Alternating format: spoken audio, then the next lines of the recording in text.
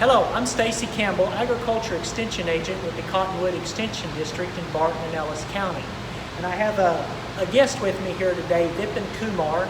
Vipan is a weed scientist at the Agriculture Research Center in Hayes. Vipan, welcome. We appreciate you talking to me today. And it's going to be no surprise, since you're a weed scientist, we're going to talk about weeds. Sure. And kind of the big weed that's on a lot of farmers' minds anymore, that they're having more challenges with controlling, is pigweed.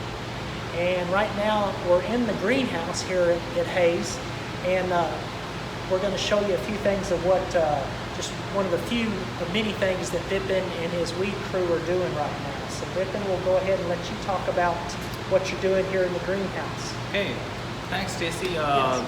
and welcome to Ag Research Center Hayes. We are standing in one of our greenhouse here at Ag Research Center in Hayes, where we do certain projects, especially on screening herbicide-resistant weeds. And we have just started one project screening of herbicide-resistant palmer amaranth. This project is an ongoing project, and we have been doing this for over the last couple of years. As you can see here, we have palmer amaranth plants been grown in these small cells, like these trays here. So these palmer amaranth populations were collected from growers' field, and the idea of screening these palmer amaranth populations to see what kind of resistance or what kind of herbicide resistance in these populations we have throughout the state.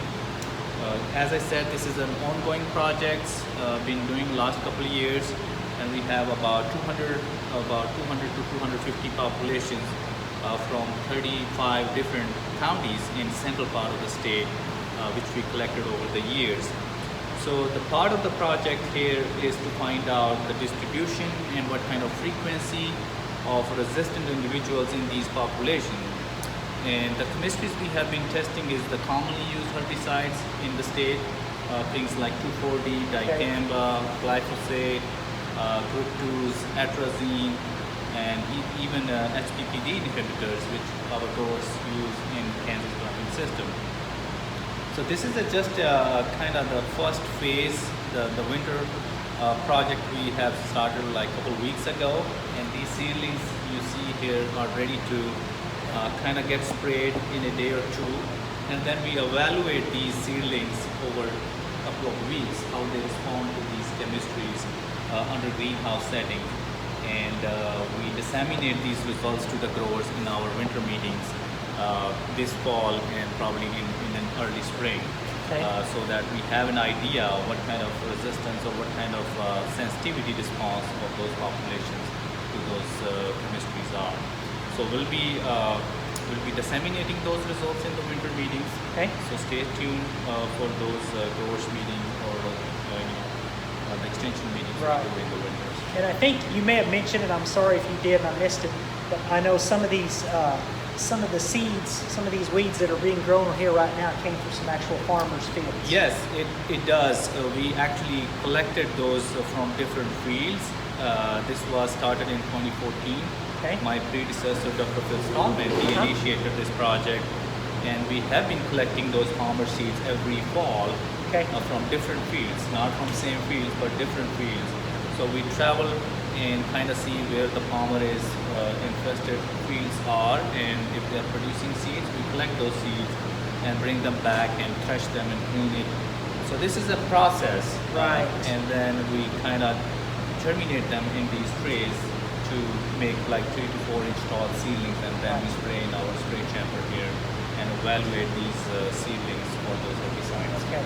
Yeah, and you mentioned to me before we got started that, I mean, if farmers think they have multiple herbicide resistance, they could get a hold of their local extension agent or you, and you guys might be interested to get some seeds. Sure, I think what we have been doing here is over the years we have been asking our folks if they suspect any resistance on the ground, on the farm during the summertime. This is the time they can collect some of those female heads and send our ways, and we'll be happy to test those free of cost Okay. If they want to give those samples to the county office or local county office, they can also reach out to us, and we'll be happy to screen those samples. Okay. Okay. And then next, I think we're going to go out to the field and maybe talk a little bit more about controlling of pigweed, some integrated pigweed management as well. Okay. Okay.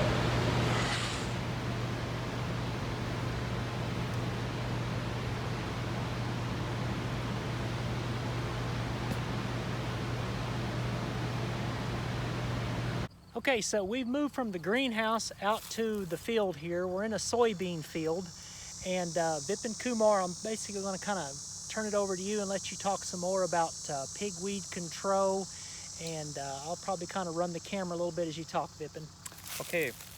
So as Stacy mentioned, we are standing in one of our soybean field, and gonna show at this time of the year how the palmer amaranth looks like. One of the key biological feature about palmer amaranth, as some of you may know, that it's a dioecious species. That means it has male and female flowers on a separate plants. So this is the time of the year we can easily distinguish between a male and female plant. On my back here, you see some of those male plants here. This is a male plant, and this is the kind of female heads. You see the long heads, and if you touch this is a little prickly and pokey, but if you kind of rub those seed heads, you will see quite a few of seeds which are getting ready. So you can see some of these seed heads here. I just rub it. It's very pokey though, and you see those black colored seeds. They're ready and mature, and when we will be harvesting our soybean, it can spread over the field. So this is the time of the year when we need to start thinking about next year in terms of palmer amaranth management. As you know, one single plant of palmer amaranth can produce hundreds of thousands of seeds, like 500,000 seeds they have reported for palmer amaranth. As we know, we have already passed those stages. We don't let them produce seeds. It's already been, produced and mature. So what we can do is, I can suggest folks to be more proactive in terms of the plans for the next spring and the next summer and next crop, in terms of managing the seed bank of palmer amaranth. And how we can do that, considering palmer amaranth is prone to develop resistance. We have glyphosate resistance quite common in the state, and herbicide resistant palmer amaranth make it more challenging for the folks. So how we can avoid, how we can prevent to let it establish in our fields, we need to focus on seed bank management of palmer amaranth. So the first thing we can do here, as you see some of the female heads are producing seeds, we can do a hand weeding or remove some of these heads if feasible. Some of the fields may be more infested with the palmer amaranth where hand weeding is not possible. But I would also suggest to clean your equipments and harvesters or combines or even vehicles from those infested fields. Don't move those seeds, or don't let those seeds to move from field to field, because that's the mean of spreading this weed species on the farm. Start considering making plans for your next crop, depending on what you are thinking to plant next summer, either a corn or sorghum or soybean. Start making plans on herbicide strategies, what kind of herbicide programs you need. And if you need help, you can call your local county office, you can call my office, and we'll be happy to give a prescription. Speaking of herbicides, it's important to consider a split application of herbicide. This is the time when we also, suggest folks to consider fall applications of herbicides, things like atrazine. Always in Kansas, in some parts of Kansas, it's a good recommendation, considering the atrazines, get lost in the water runoff during the high rainfall times. During the winter months, we need to, utilize the moisture from the snow, considering that those chemistries need some moisture to get activated. So if you're gonna spray in the fall, use 2/3 of that, recommended rate of atrazine, along with some other herbicides, group 14 and 15. You can include things like Valor, uh, things like, asmetolachlor, things like, Spartan, or even metribuzin, considering what kind of crop you're gonna go with next summer. There are different options available, but doing this fall applications will also help you to take care of the winter annuals, not only palmer amaranth, Right. but horseweed or other mustards we see in winters, that will also be taken care of with the fall application.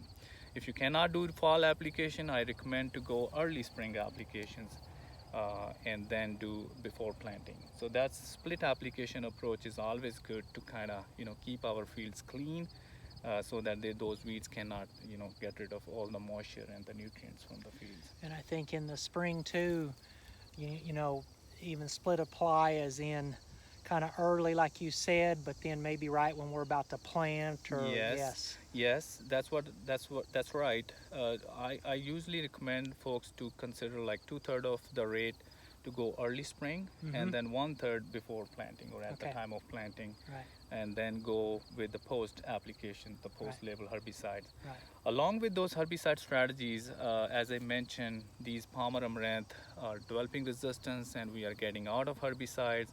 Consider using alternate methods of weed control, as well as we have been seeing good results with the cover crops. Okay. And I recommend folks to start considering using cover crops along with herbicides to take care of the seed banks. Right. We have been doing some studies here in central part of the state, using our cereal rye, fall planted cereal rye. Okay. And if we terminate like in early May or to mid-May, and spray some good programs to start with in soybean, we have a good luck in taking care of palmer amaranth throughout the soybean growing season. Okay. And then cultural practices. Yeah. Those are the other agronomic practices I think folks needs to consider. So the overall idea, or the message is be proactive. More intensive management we need if you think your field has been infested with the palmer amaranth, Right. and if that's even glyphosate or any other herbicide resistant Right. palmer amaranth. And as you mentioned, use the integrated weed approach more than one approach, kind of like the three-legged stool, on maybe even around the edges where we see more of it before it goes to seed head. I know it's extra work, but maybe get in there and chop or try to pull after a rain goes. Yes. But you need to also put them in the bag, don't you, if they've already Yes. got a little bit of a seed head Yes, on. some folks, they have been chopping or mowing those palmer amaranth in season before they produce seeds. That's a good approach. We have seen palmer amaranth, once we cut the stem, it has the tendency to kind of regrow and Yeah. produce seed heads. A much on the shorter plant, shorter huh? plants. Yeah. So the strategy should be to go with those mowing or cutting along with something else like a herbicide application, or maybe a prescribed firing approach. As you said, yes, integrated weed management strategies need to be adopted, as we are seeing more of multiple herbicide resistance cases in Kansas, Right. especially resistance to atrazine, mesotrione, glyphosate. Those are the chemistries we have been using Right. over and over. Right. So that's where we need to come or bring some of the other tools like cover crops or cultural practices, or even some tillage. Yeah. That helps. Sure. If you can bury some of those seeds, the deeper it has impact preventing Okay. the seed Yeah. germination. Yeah, and mentioning those common herbicides, we don't have anything new that's came out that's the silver bullet for pigweed control. We just have to keep utilizing what we have, use different modes of action. Sure. Like the mesotrione, now at least it's generic and it's much cheaper. That was the Cadillac product in Lumax, Right. that the corn guys used for years, that the Milo guys couldn't afford, but now it's much cheaper. So They are, and that's the key. I mean, there's no silver bullet for this, and a single active ingredient is not gonna help. We Right. need to bring multiple modes of action in our herbicide programs. Right. That's the key to delay this resistance evolution. And as you mentioned about preventions and be proactive in terms of management, we need to look at these palmer amaranth not only in the field. First thing is to identify the palmer amaranth, because there are different pigweeds also available, like red root pigweed or tumble pigweed, or prostrate pigweeds also present in the western part of the state. So we really need to be familiarized with the identification, the ID. That's the most important thing. And then think about palmer amaranth infesting the field edges, water banks and ditches, roadsides, Right. manure piles, even Right. those haze. And that's where maybe we can do some other management. That's where we need to hit those palmer amaranth Yeah. plants with some other alternate some tools. cultural controls. Yes. And that should be the like a system level approach we need to adopt. Right. And as I mentioned, this is a invasive weed species. It can make growers out of business pretty quick. Right. So we really need to emphasize here that managing seed bank is the key, Okay. and should adopt zero seed tolerance approach. Uh-huh. Using all the methods we have, including herbicide, cultural practices, cover crops, ecological approach, even mechanical approach, like as you mentioned, cutting, tillage, mechanical approach like tillage. Right. Wherever it is appropriate, we should use those methods to kind of keep our seed bank down. Okay. Yes. All right. Well, Kumar, we appreciate it. Vipan, excuse me. We appreciate it. And once again, if people have more concerns, questions, they could try to get a hold of you or their local extension office to get a hold of you, and with questions on weed control. So we do appreciate your time, and this has been Stacy Campbell with the Cottonwood Extension District with Vipan Kumar, the weed scientist at the Hayes Agriculture Research Center. Thank you, Stacy. You bet. Thank you.